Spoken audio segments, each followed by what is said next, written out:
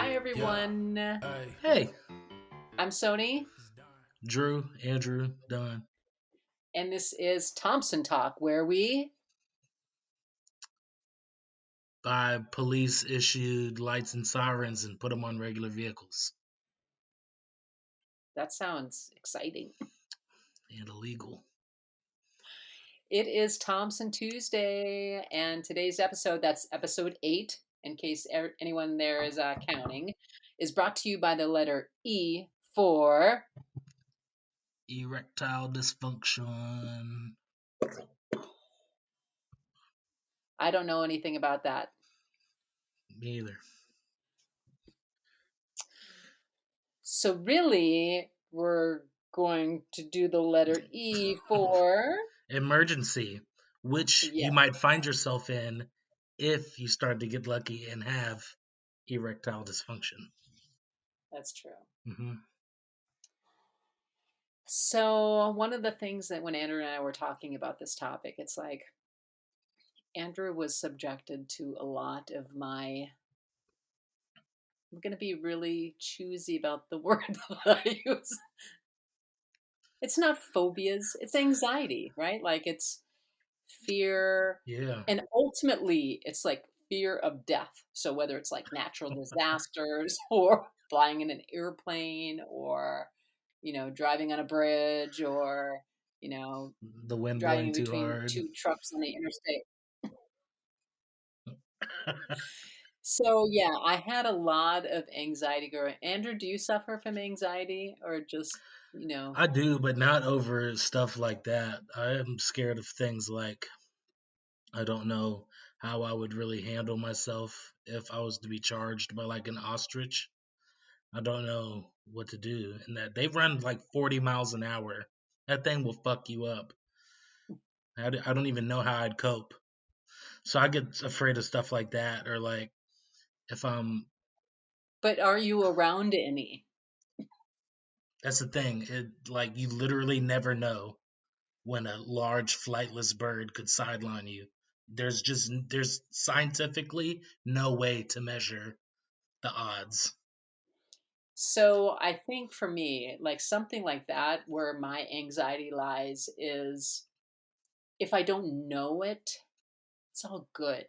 Like it's totally good, totally solid. If I know that there's a natural disaster that could potentially come, I've got diarrhea. Like this is what Andrew It's like instant Andrew too. so one example was I remember one day I was playing it was probably back when I had my PlayStation 3. This is how long ago it was. So I had my PlayStation 3.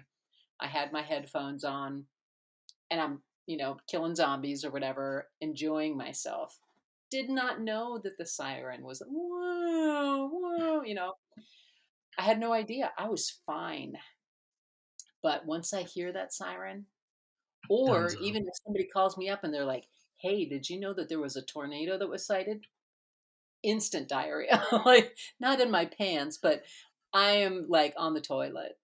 It's so It's upsetting. really it's milk of magnesia to her. No lie. And it's like Last it could still be bright and sunny outside, and if they're like, "Hey, there's a chance totally. that there's a tornado like 20 miles away So here's what in 10 happened. hours," she will hunker Here's, down. here's what happened. There was one time I saw this footage of a place that was like Henryville. It was when I was living in Louisville um, with Andrew, and Henryville, 29 miles away, it was an area view of a helicopter showing all of the little rectangle neighborhood that was the foundation of the houses. Where the did the rest of the house go? Everywhere.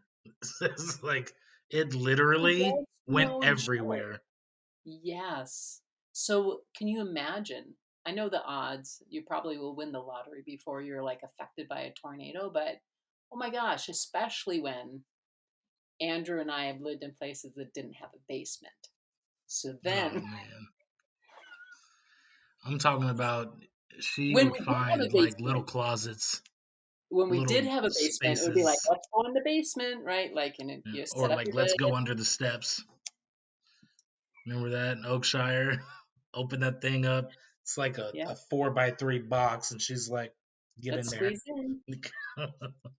with all the Yeah, animals, a dog, two cats, you there name was it, a we had time it. when Andrew was in high school. He lived in the upstairs, and I'd be like, "We have to go in the bathroom. It's the only center room that doesn't have any windows. Like, we have to get in the bathtub. We have to wear a helmet." I Oh, remember being in like fourth or fifth grade and saying no, like yeah. I'm Well, when you're in I'm high going school, back to bed. you would stand in the bathroom door, and you'd be like, "Really?" And I'm in the bathroom. She's laying in the bathtub in the fetal position, looking at me like, yes, seriously, get down Get here. down. Like they're shooting. But if I'm having diarrhea, the bathroom really was the smartest place to be, She right? I am legend herself. Came in, like threw vinegar down outside the door, slammed the hatches, and fucking curled up with the animals in the tub. I do remember one time when there was supposed to be really bad. See, even if I'm like, oh, there's a guy who did a prediction and there's supposed to be this huge something awful that's going to happen on this day, I'll be like, I'm taking off work. I'm going to be at home. I'm going to spend time with my family. I have to Like, go chop super. firewood. Yeah. Do you remember So, that ice storm when I was in middle school and we ended up like turning on the grill and making like Tostino's pizzas? Bon I don't Air. know if I remember that. Bon Air, we Bon had Air, a yeah. we had a gas fireplace, so I remember we slept in front of that. We pulled everything up, Yeah. um, made But a when little pallet the power went off and stuff like that, we went outside to the grill and in the ice storm. yeah. There was one time when there was this huge storm that was supposed to be really bad, and so I packed up Andrew. I guess we did it a couple times, right? I mean, honestly, I packed up Andrew and the dog. I don't think we took the cats, but we went to No. my If they die, workplace. they die. They're That was our nimble. They're motto. very quick and nimble, and they've got 9 lives. I mean, really. So, we went to my workplace, and they had a basement. Phew. Andrew was super excited because there was vending. They had vending machines. You see We're me. gonna I'm stay not the night. ashamed of it. Yeah, Yeah, I'll be like, cool. I seriously. need like $5 and change if you're about to drag me out. Yeah. Flying was another huge, huge. There were times when I literally would be like in the waiting room or the waiting area before the flight when they're getting ready to board, and I'm like, I can't go. We're gonna have to drive to Florida or Minnesota. And then I can remember you taking like anti-anxiety meds before we would get on some flights, and you'd just be zonked out. You'd be so comfortable sleeping That on the was plane. the best thing that I discovered was like there's actually medicine for that, right? Yeah, So just go I down the I street. need my prescription, not just, find somebody down at the corner of Broadway and but Careful. yeah, I went to my doctor and I was like, I have major flight anxiety. I would wake up on the morning of a day when I had to fly, even if the flight was midnight. I'd wake up in the morning and I'd have such an upset stomach. I'd have diarrhea all day. So This is okay, so there was flying was that one time where I came to California with Caleb when he was a baby, and I had such bad flight anxiety. I was like, I literally don't want to bring him on the plane. I don't want to do that. It was my first time flying with him, and now I'm good. Now it's nothing to bring the babies with. But yeah. When I first moved to California, that was another thing because earthquakes are here. I've felt a couple times, nothing really major, but one of the first things that I did was I went to a disaster I remember preparedness that. at the police station, kind of like, okay, you've got your checklist. And for a long time, I did keep like a pair of You hiking made me boots. go with. You made me go with. Like you made me go with. I didn't even have shit going on. I was off work and everything, and you made me go to the Did police you learn station to anything? learn about earthquakes. Did you learn anything? No. No. But yeah, I really did. I kept some hiking boots in the back of my car. I kept some water. I kept some like a change of clothes, whatever kind of things. And yeah, it made me feel a little bit better to at least have a plan. Like When it's my time to go, baby, it's my time to go. I wish I felt like that.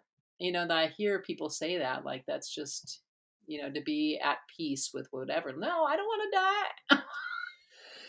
I haven't ever I'm not taken anything like I haven't taken anything for like anxiety on flights like on purpose. There was there was there was one time when I went to visit you, and I'm gonna leave part of it out because I don't want to get in trouble like in the future. It could be used against me. But I was at the airport and you had given me an edible and I made it through TSA and everything. It was a chocolate edible. I'd forgot about it. I wasn't trying to be sneaky. I wasn't trying to sneak it back. Like I legitimately forgot about it. And I get through the checkpoint. I go sit down at the gate and I'm like reaching for my gum and I feel like the little wrapper and immediately I know what it is. Like, oh shit. Like I said, I forgot about oh it. my It had gosh. melted a little bit. It was chocolate and orange. It was like a chocolate orange. And I think it was, I don't know, it was like 400 milligrams or something like that. You'd given it to me as a gift. And I ate the whole thing because because I didn't want to get caught with it. So I was like, oh, might as well eat the whole thing. So I eat this whole thing, and this is literally like my second or third time taking edibles. And yeah, so I was cool, and I was cool, and I was cool. We all board the plane. I'm still good. Until you were We taxi. I swear on you that as soon as the plane lifted off, so did I, baby. I was gone. I was donezo. I was smacked. I just sat back. yeah. I'm not very good with edibles. I mean, living in E for California because edibles. eat for edibles, an emergency. Yeah. They do help with anxiety. I do know that, but it's like it's a little risky because if you take too much, One other story that I had with edibles was it was Christmas. You and Carly went to Vegas, and I was alone at home. Brandy and Beth went to Kansas City to visit family for the holidays, and so they had Brew, which was Brandy's pit bull, and Brew was nuts. She's super fast, crazy. And you left me an edible as like a Christmas gift, and you were like, it was a gummy that had melted down. Like we have no idea. This was my first time taking edibles, and no, no, because when I lived in Louisville, remember when we had the hard candy? oh,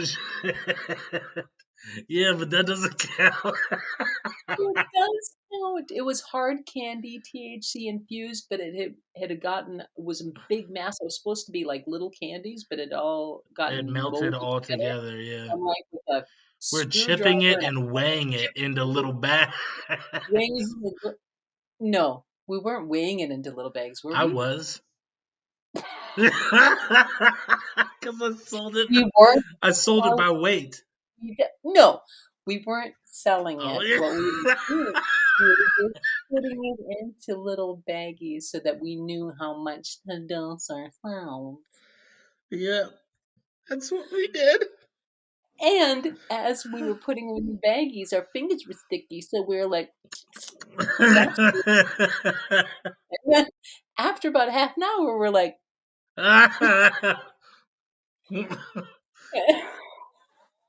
Yeah, it was like that. We were like, "Holy shit, I'm fucked up." Oh, get- Well, I ate that whole gummy that you had left me for Christmas, and then I smoked a joint because it didn't kick in. And I guess that was my first like real edible because that shit, I almost called the police on myself. Like I almost needed help from an ambulance. That's how messed up. I finally managed to get up and walk over to their place to let Brew out, and I got lost in their apartment complex. I walked the dog for like an hour in a circle trying to find their apartment again. Like I was just lost. So oh that my was goodness, an emergency. it was an emergency. Oh Wow, man. this episode just kind of took a shift, didn't it? But it really kind of goes together. It It really does does. kind of go together because I do think that THC, CBD, all of those things are great medicinal when used for emergencies. And in moderation. Don't smack down a Moderation. 500 milligram cookie and act like you're Right. about to have a good time because you're about to freak out, Yeah. Yeah. especially during an emergency. So, how about you guys? Do you have things that make you super anxious, natural disaster, or phobias of kind? And how do you deal with it? Do Do you you know take anybody? Yeah, do you know anybody that's been hurt or killed? I know that one lady that we used to live by, it? and we would push the neighborhood kids would push each other down the hill and the grocery cart, and we hit that lady's car, and like a couple months later, she got swept away in a flood in like Thailand or some shit. Yeah, that was crazy, wasn't it? That was wild. Do you guys know anybody that's been taken by Mother Nature, or let us know. And how do you cope? How do you deep breathing? Do you meditate? Do yoga? Do you The see this little thought bubble and just blow it away and watch it? Yeah, I can't do that. Can't do that. So where can they All talk right. to us at? Thompson, Thompson,